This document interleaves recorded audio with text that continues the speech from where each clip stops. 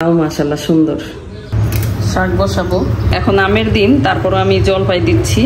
আসসালামু আলাইকুম, কেমন আছেন সবাই? আমি ভালো আলহামদুলিল্লাহ। আমার ছেলে বলতেছিল যে মাম্মি এবার তুমি আমাকে মিষ্টি কুমড়া ভাজি দাও আর চিকেন রান্না করে দাও। তো আমি ওকে বলছি তাহলে মিষ্টি কুমড়া বাসায় নাই, তুমি কিনে নিয়ে আসো। তো সে তারে বলে দিছি, যেহেতু সে কখনো বাজার করে না, তো আমি তাকে বলে দিছি যে তুমি মিষ্টি কুমড়া 20 টাকা পিস থাকে আর 30 টাকা পিস করে কাটে, তো তুমি 30 টাকার পিসটা কিনে নিয়ে আসবা। বলে আচ্ছা ঠিক আছে। তো টাকা দিছি। টাকা দেওয়ার পরে সে যখন বাসায় ঢুকে তখন দেখি তার হাতে এই মিষ্টি কুমড়াটা। তখন আমি বলছি তোমাকে কি আমি বলছি যে একটা আস্ত মিষ্টি কুমড়া তুমি নিয়ে আসো? বলে যে ফ্রি পাইলে কেন আনবো না। আমি বলছি তোমাকে ফ্রি আবার কে দিবি? মানে আমি মনে করতেছি ফান করতেছে। তো তার হাতে বলে যে এই যে দেখো আমি মিষ্টি কুমড়া পিস নিয়ে আসছি। তো দেখি হাতে মিষ্টি কুমড়ার পিস, ওইটা ছোট পিস ছিল, 20 টাকার পিস। আমি বলছি তুমি এই 20 টাকার পিসের মিষ্টি কুমড়া দিয়ে তোমার কি হবে? যেহেতু খাবার সে সাথে করে নিয়ে যায়, রান্না করে দিয়ে দিই।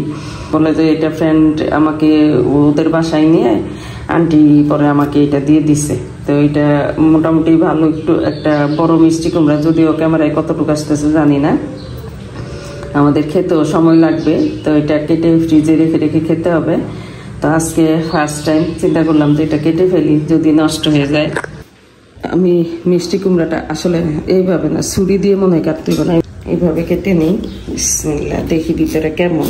অর্ধেক করে কাটতে হবে যেহেতু মানে ফ্রিজে রাখবো। মিষ্টি কুমড়াটা একটু হালকা অবশ্য, তাও মাশাআল্লাহ সুন্দর। কতটুকু আজকে নিব রান্নার জন্য।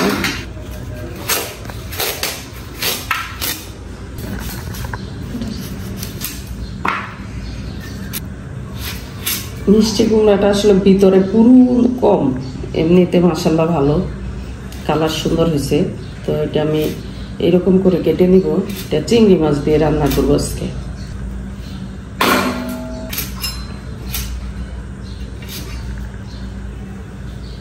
আজকে আমার মেয়ে আসবে, প্রায় 15 দিন হয়েছে, এবার সে আসে না।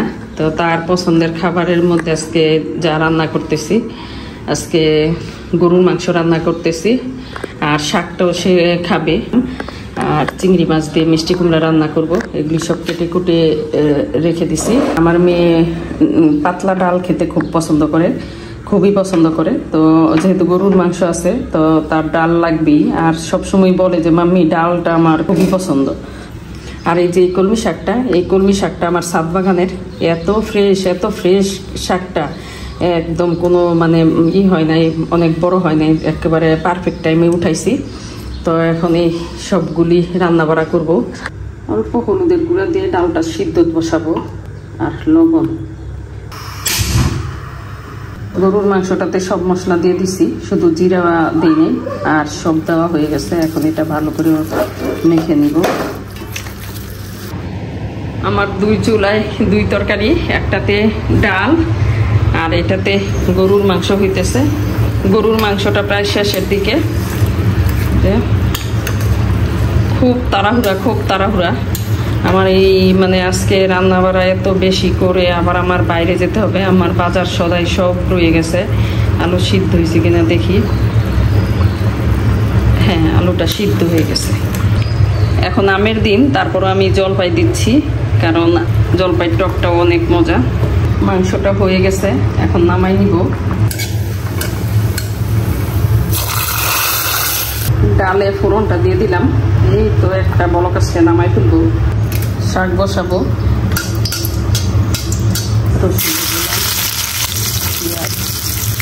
কাঁচামরিচ, লবণ, শাকগুলি দিয়ে দিব। আমার ছাদ বাগানের কলমি শাক খেতে খুবই মজা। এই যে কতগুলি শাক, কিন্তু দেখা যাবে যে একদম কমে গেছে। আগে কতগুলি হয়েছে শাক, খুবই ভালো লাগে। যে যখন দেখি যে এত মানে ভরে ভরে শাক দিই, একটু তাপে কমে যায়, এটা আমার খুব ভালো লাগে দেখতে। মনে করছিলাম শাক বাদিটা কম হবে, কিন্তু মাশাআল্লাহ অনেক ঠিক শাক হয়েছে। এটা নামাই ফেলবো। এটাতে মিষ্টি কুমড়া রান্না করব। তো চিংড়িগুলি দিয়ে দিলাম। তাড়াহুড়া আজকে রান্নার মধ্যে, অনেক বেশি তাড়াহুড়া, কারণ আমার অনেক দিন হয়ে গেছে আমি বাইরে যাই না, বাজার সদায় অনেক কিছু জমা হয়ে গেছে। তো এই জন্য তাড়াহুড়া করে রান্না করতেছি। মিষ্টি কুমড়াটা দিয়ে দিই। মিষ্টি কুমড়ার কালারটা খুবই সুন্দর।